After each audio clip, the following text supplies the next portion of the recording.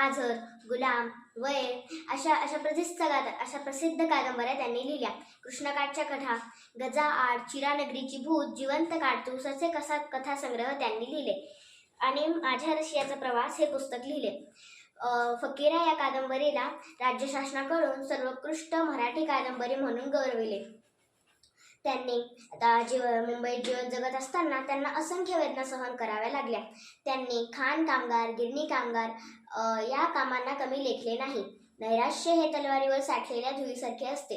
धूळ झटकली की ती तलवार पुन्हा धारदार बनते, अशी त्यांची विचारसरणी होती. त्यांनी मुंबईची लावणी माझी मैना गावावर राहिली या लावण्या अविस्मरणीय आहे. रशियात जाऊन छत्रपती शिवाजी महाराजांचे सुंदर पोवाडे गाणारे ते प्रथम लोकशाहीर होते.